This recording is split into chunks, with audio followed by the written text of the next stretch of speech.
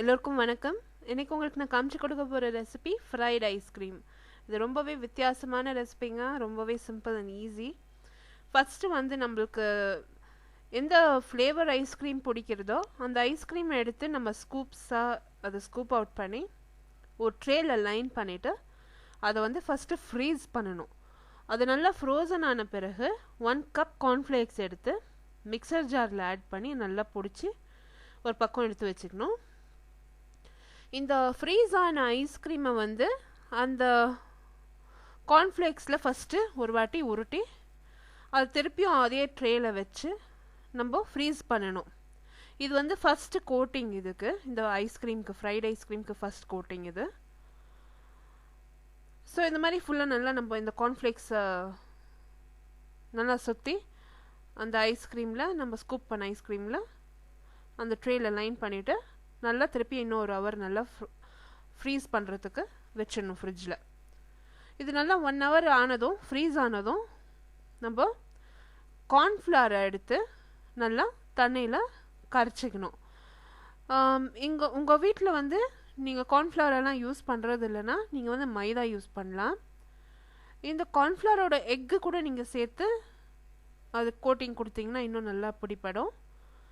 So அவங்கவுங்க விருப்பத்தை பொறுத்து தாங்க இருக்குது இந்த கோட்டிங்கு. நான் வந்து கார்ன்ஃப்ளவரே கொஞ்சம் நான் எடுத்து இந்த கோட்டிங் நான் செஞ்சுட்டேன்.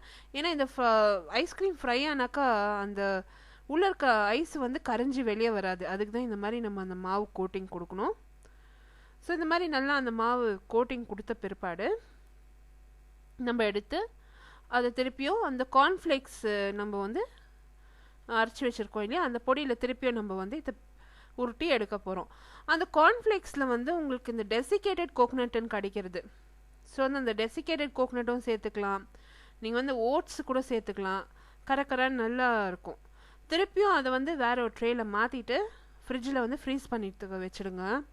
1 ஹவர் ஆகும். இது நல்லா ஃப்ரீஸ் ஆகிட்டு அந்த கோட்டிங்கெல்லாம் நல்லா செட்டான பிற்பாடு நம்ம அதை ஃப்ரை பண்ண போகிறோம்.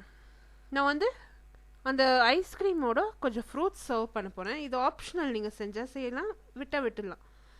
நான் என்ன பண்ணுறேன், இந்த ஃப்ரூட்ஸை வந்து, அதாவது அந்த திராட்சை பழம், ஆப்பிள், ஃபிக்ஸு, ஸ்ட்ராபெரி இதெல்லாம் எடுத்து நான் வந்து ஒரு பவுலில் சேர்த்து அதில் தேன் ஊற்றி கொஞ்சம் நான் மேரினேட் பண்ண போகிறேன். லைம் கொஞ்சம் பிழிஞ்சு இந்த ஃப்ரூட் சாலட் மாதிரி செஞ்சு நான் மேரினேட் பண்ண போகிறேன். இஷ்டப்படுறவங்க வந்து கஸ்டர்ட் கூட சேர்த்து இதெல்லாம் நீங்கள் சர்வ் பண்ணால் பிரமாதமாக இருக்கும். ஸோ நான் சொன்ன மாதிரி அவங்கவுங்க பொறுத்து தாங்க இருக்குது, அவங்கவுங்க டேஸ்ட்டு பொறுத்து தான் இருக்குது. நீங்கள் வந்து இதை அட்ஜஸ்ட் பண்ணிக்கணும் as per your taste. So இந்த ஃப்ரூட்ஸ் எல்லாம் நல்லா அந்த ஹனி, லைம் எல்லாம் போட்டு நல்லா மிக்ஸ் பண்ணிட்ட பிற்பாடு நான் வந்து ஃப்ரிட்ஜில் கொஞ்சம் நேரம் மூடி வைக்க போகிறேன். About 1 hour. நல்லா ஃப்ரீசரில் வைக்க வேணாம், ஜஸ்ட் ரெகுலர் நார்மல் ஃப்ரிட்ஜில் வந்து நம்ம மூடி போட்டு வச்சுட்டா போதும். இந்த ஃப்ரூட்ஸ் நல்லா ஊறிடும். அது பிற்பாடு நம்ம வந்து அந்த ஐஸ்கிரீமோட சர்வ் பண்ணுறதுக்கு ஈஸியாக இருக்கும். இப்போ என்ன பண்ணியிருக்கேன்னா, ஒரு கடாயில் எண்ணெய் காய வச்சுருக்கேன். இப்போ அந்த ஃப்ரீஸ் ஆன ஐஸ்கிரீம் வந்து நல்லா கோட் ஆகி எல்லாமே நல்லா செட் ஆகிருக்கும். மீடியம் ஃப்ளேமில் நல்லா எண்ணெய் காஞ்சிருக்கணும், நல்லாவே சூடாக இருக்கணும் எண்ணெய். அதில் வந்து நீங்கள் பட்டுன்னு ஐஸ்கிரீமை போட்டு ஃப்ரை பண்ணி எடுத்து சர்வ் பண்ண வேண்டியது தான்.